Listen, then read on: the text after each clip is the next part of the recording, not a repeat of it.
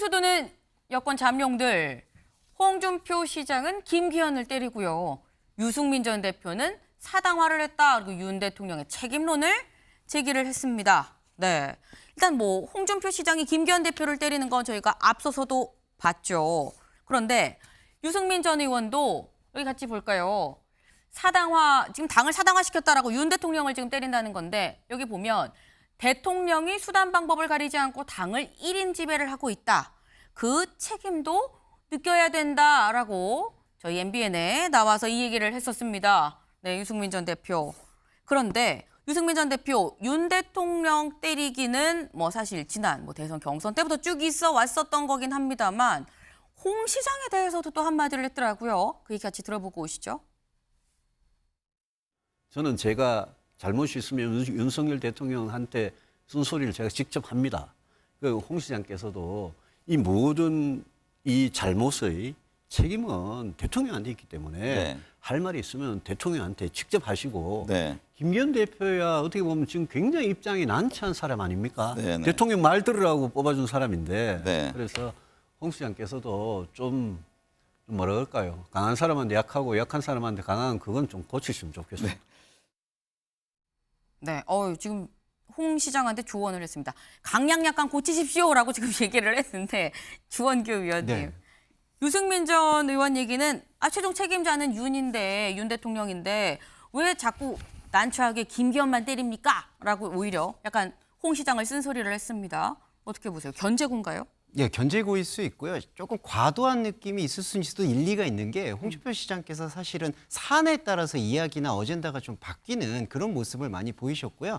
약간 홍준표 시장께서는 지금 약간 잽을 날리는 느낌이라면은 유승민 전 의원은 거의 근본적인 얘기, 거의 뭔가 카운터를 이제 날리시려는 그런 분위기가 네. 있는 것 같아요. 근데 저는 뭐 이게 훈수들 마음은 저 역시도 훈수들 마음은 전혀 없지만 네. 국민의힘이 정말 달라지고 있다라는 걸 느낄 수 있으려면 이른바 유승민 사용 설명서를 이제는 관용적으로 받아들일 때가 됐다. 국민의힘에서도 이렇게 어떻게 보면은 윤 대통령에게 쓴소리를 할 수 있는 분도 네. 약간 국민의힘 내부에서 어떤 여지를 줄 수 있다라는 모습이 보인다면 지금 골치를 썩고 있는 정광훈 목사와의 그 결별을 이런 부분의 정책 쇄신이나 아니면 모습을 통해서 상쇄시킬 수 있다고 생각합니다. 그런 의미에서 저는 유승민 전 의원의 말이 조금 더 일리가 있다고 생각합니다.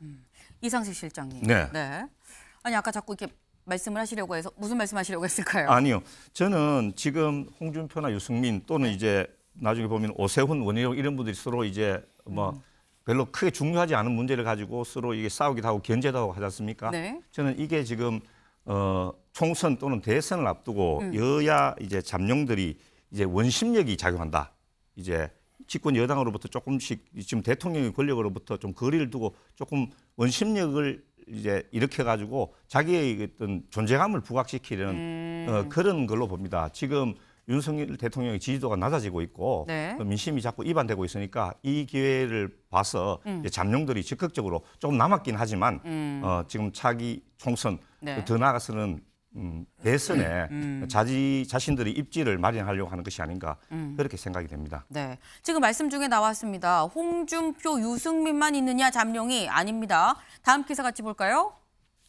네, 총선 앞 존재감 키우기 홍준표, 유승민, 오세훈, 원희룡 공개 충돌입니다. 오세훈, 원희룡도 있습니다. 네, 지금 오세훈, 원희룡 어떻게 충돌을 했느냐 같이 보겠습니다. 오세훈 시장이 지난 13일 페이스북에 국토부가 기본적인 데이터도 서울시에 제공하지 않는다라고 SNS에 글을 올렸습니다. 이게 부동산 실거래 정보 왜 이렇게 폐쇄적으로 하느냐라고 얘기하니까 원희룡 장관이 즉각 개인 정보를 제한 없이 제공하는 건 불법입니다라고 반박을 했다라는 겁니다. 네, 지금 오세훈 시장, 원희룡 국토부 장관도 지금 차기 대권 주자로 지금 거론이 되고 있는 잠룡 중에 한 명입니다. 근데 이게 참 윤영걸 대표님. 네. 다음 대선은 아직 멀었거든요. 굉장히 많이 멀었습니다. 근데 왜 벌써부터 존재감을 이렇게 좀 드러내는 거냐라는 의문이 들기도 하고요. 아무래도 내년 총선이 또 대선으로 가는 또 중요한 고비 아니겠습니까? 그러니까 지금 영향력을 좀 극대화 좀 하려는 그런 전략이 아닌가 싶어요. 홍준표 그 대구시장은 대구에 있으면서 아무래도 중앙 무대에서 좀 잊혀진 감이 좀 있고 오세훈 시장도 지금 시장이지만은 과거 무상급식 때 그만두고 네. 지금도 뭐 중요한 문제에 대해서 이 일을 좀 안 하고 책임을 좀 회피한다 좀 이런 이미지도 좀 있어요. 또 원희룡 또 국토부 장관은 뭐 대통령으로부터 일머리는 있다 뭐 이런 평가는 듣지만 지금 뭐 전세 이 사망 사건이라든지 여러 가지 중요한 문제는 문제에 대해서 접근은 하는데 뭐 해결되는 건 또 없어요. 그러니까 다들 좀 약점이 좀 있는 겁니다. 그러니까 네. 앞으로 뭐 몸집 키우기에 네. 지금 나서는 그런 모양새가 아닌가 뭐 이렇게 생각이 되는데 지금 국민들이 볼 때는 마땅한 지금 예비 대권 주자들이 딱 이 사람이다. 이거는 좀 없는 거 아니냐. 지금 4사람이 나왔는데 4사람 중에서 유승민 전 의원은 제가 보니까 4사람 중에 좀 빼도 좀 되지 않을까. 그만큼 저는 내년 총선에서도 거의 역할이 저는 좀 어렵고 대권도 물론 도전은 자유입니다만은 네. 그만큼 역할이 좀 어렵다. 윤석열 대통령에 대한 지금 비판이 아니라 비방하고 비난 쪽으로만 주로 가고 있거든요. 국민의힘을 사당화하고 있다. 대통령 좀 너무 좀 지나친 거 아닌가 해서 저는 4파전이 아니라 3파전으로 이렇게 보고 있습니다. 네. 알겠습니다. 근데 지금 이게 김병민 최고님 짧게 여쭤볼게요. 지금 사실 윤 대통령이 취임한 지 1년이 취임하고 1년이 아직 안 됐거든요.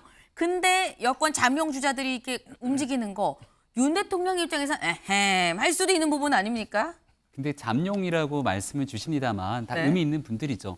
하지만 여론조사 수치를 지켜보게 되면 압도적으로 누군가가 막 10% 이상씩 나오게 되는 경우들은 또 없지 않습니까? 좋은 역할들을 통해서 당내 건강한 긴장 관계를 형성하는 건 좋은 일인데요. 지금 적어도 높은 지지율이 나오지 않는 상황이라면 네. 개인적인 정치적 이해관계보다는 새롭게 출범한 정부에 어떻게든 힘을 실어서 이 정부 지지율을 높이는 것, 여기 집중하는 게 훨씬 더 본인의 지지율을 높이는 데 도움이 될 거라 생각합니다.